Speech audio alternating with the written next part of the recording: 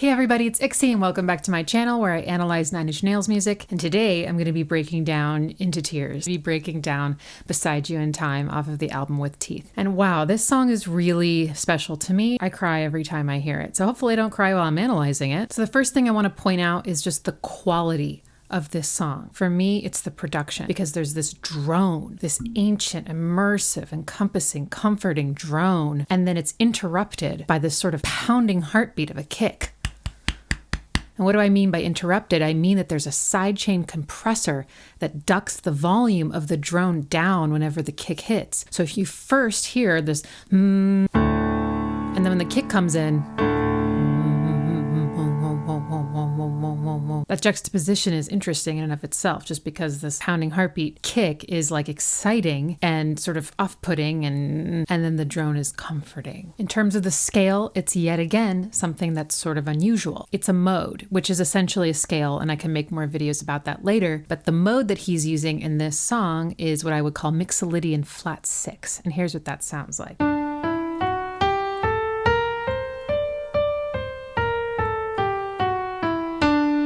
It's essentially a major scale, but with the 6th and 7th degree lowered. The differences are up here. Major, flat 6. So it's like the lower part of the scale is major and the upper part of the scale is minor. And that's very on brand. And oh, it's so, so beautiful. Now, the cool thing about a drone is that you can have a drone on one note that never ever changes and still imply harmonic movement, which is essentially what happens in this song up until the part where the bass line actually does change. But it takes a long time to get there. It's in D, Mixolydian Flat 6. So you have the D just going pretty much the whole song. When he starts to sing, he indicates that there's some harmonic movement with another instrument. It sounds maybe like a guitar or just a synth that emulates a guitar, and it's playing these beats.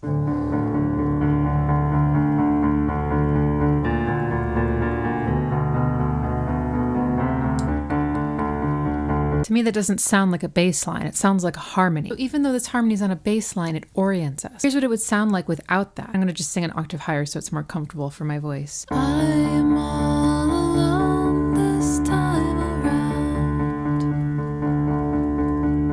Even though his voice is moving, it doesn't feel like you're going anywhere. But then you add this in. This is parallel, I know it's you. Major third, minor third, major second, unison. And I love the way it's sort of getting tenser and tenser as he goes up this little chromatic scale, kind of. And later on, he gives us clues as to why he's choosing those notes, because those aren't bassline notes. If they were the bassline notes, here's what the chord progression would be. Places parallel, I know it's you.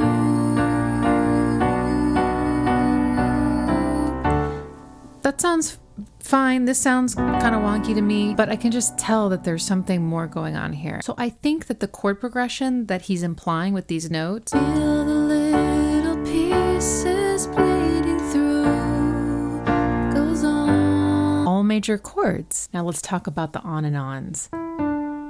He's singing E and D over and over again. So D being the tonic and E being the 2nd degree. So 2nd degrees kind of have this extended feeling, this suspended feeling, but it resolves. Tension, resolution.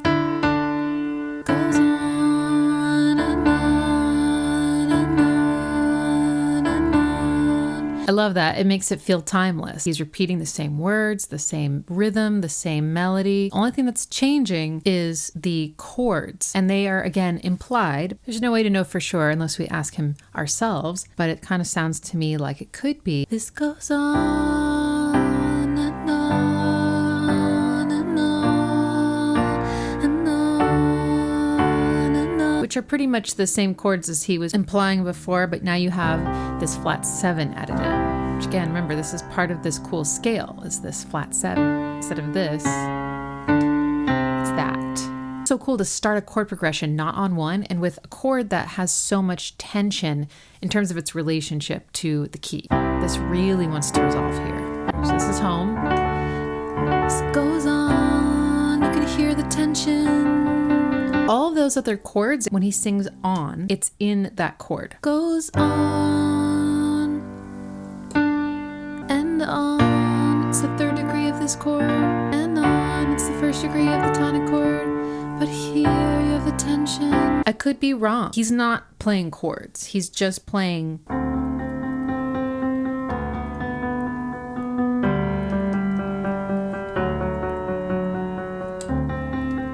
During the second verse, you start to feel a little bit more like there's this wall of sound sort of building up. At the climax, after he's singing, and on, get this break from that kick. By the way, it's not just a kick, there's a little snare too. It's like, just orients you a little bit more. And this one note starts to bleed through while things start to climax, which is E, the second degree, creating this feeling of a suspension. To me, it kind of sounds like this. Octaves, fifths, the second, and even the seventh. And this wall of sound just envelops you. So the drums do come back in, the side chain compression gets turned back on, you get the breathing effect again, you're kind of back, you kind of know where you are. Then, oh my gosh, the part that always gets to me. Everything is so much more intense, there are more synths, everything's more filled out, it's louder, it's noisier, and the emphasis on the beats is even greater. And you finally get chords.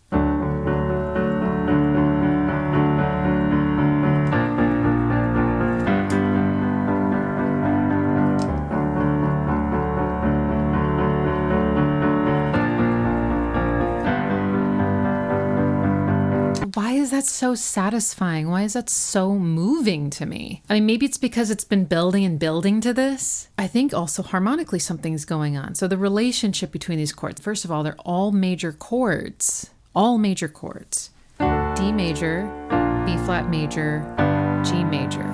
Okay, so the relationship between D major and B flat major. This is major third coming down to minor third. So that.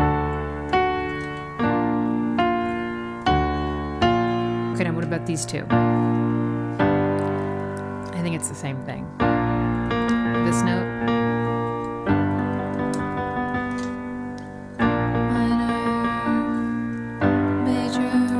And to top it all off, he starts to sing again. Oh.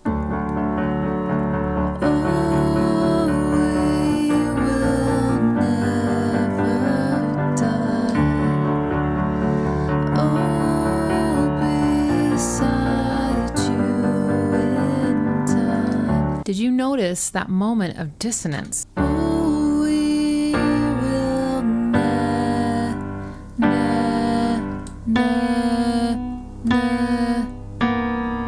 It's a minor second, and it's that major minor. So he chose to sing the minor third, but play the major third of that chord. He could have gone, oh, we will never die. Or he could have sung the melody as he really wanted to and changed the G major chord to a G minor chord. Ooh, we will never die. Which is nice, but don't you see how much more powerful it is that he's still preserving this very satisfying, sort of unexpected major quality between these two, while still singing the melody as a more cohesive melody. Ooh, we will never die. Ooh, beside you in time. It's so cool the way he can make this major and minor chord exist at the same time. That's like the ultimate coexistence. If major and minor thirds can coexist at the same time, then human beings can. 9 Inch Nails will save the world. Before I go any further, there is another ooh. It's something that I sometimes forget is there. It comes before the ooh, we will never die. And it's a fourth above the tonic. It's this note. Ooh. And it's sort of like a background vocal. It's sort of layered, sounds further away. But it's important, I think, because it's another suspension. What's so nice about that is that it doesn't resolve. A sus4 wants to resolve to the third, whether it's major or minor. In this case, major.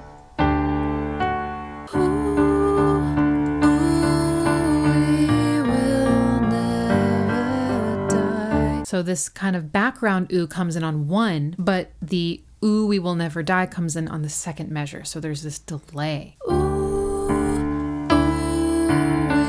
we But in my head, I hear him resolving it. Ooh, and then the vocal harmony comes in. It's so gorgeous. It doesn't start right away. They both start with E.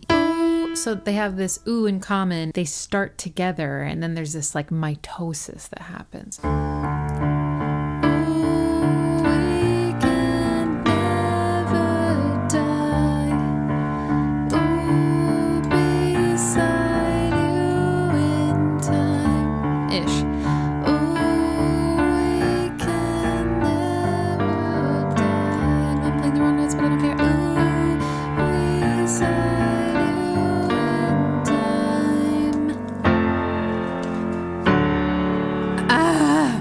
More major chords. That is to me the peak. It sounds so regal.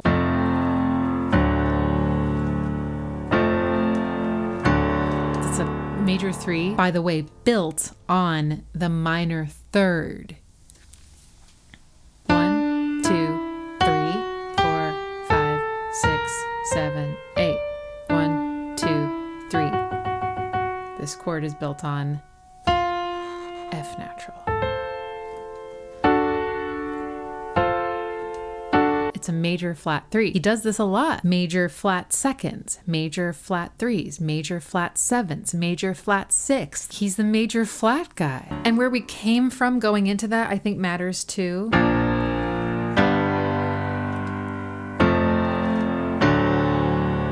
It's a cadence. I'll have to make another video about that, but just think of this as setting you up for this.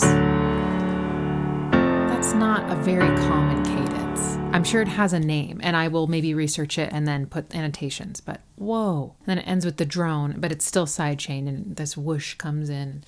I don't know, but it's, you know, it's an experience, right? There is a feeling that there's like something bigger when I listen to this, which may be spirituality. I think that this song gives me a spiritual experience. It gives me an experience that feels like it's outside of my normal perception in reality. And that's an amazing feeling to get from music. And I know I didn't comment on the meaning. It really depends on how you interpret it. When I hear it, I do think about death, but it's not scary at all. It sounds like it's just, you know, we all return. That's not what these videos are for, is to analyze the meanings of songs, but I think that is a part of why I find it so meaningful. Is it?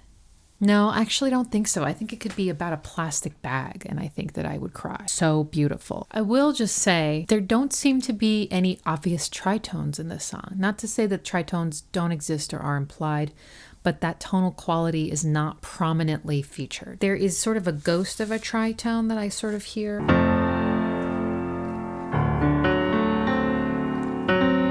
We sort of imagine that this chord rings out. The C is sort of still in your memory. In fact, I'll just leave the sustain pedal on so you can hear it all kind of mushed together. Do you hear that ringing? There's so many reasons why Nine Inch Nails music sounds the way it does. The scales, the tritones, etc. Like, what came first? Usually it's the major third that creates the tritone with all the sevenths he's using. Like, what is it that he's really trying to do? Like, is the tritone just a byproduct? Or is it intentional? Is he like, I want to hear a tritone and therefore this note must be a major third? Things I would ask him if I met him. Okay, everyone, I think that's all for Beside You in Time. Next week, I'm going to analyze All the Love in the World, because even though Beside You in Time won in all the polls I hosted, both on Facebook and on Instagram, All the Love in the World also got a lot of votes. Thanks to everybody that's subscribed and everyone that's commenting. I'm just having the best conversations with y'all about Nine Inch Nails and music in general. It's just so much fun, and I really, really enjoy having you be a part of this experience. Bye!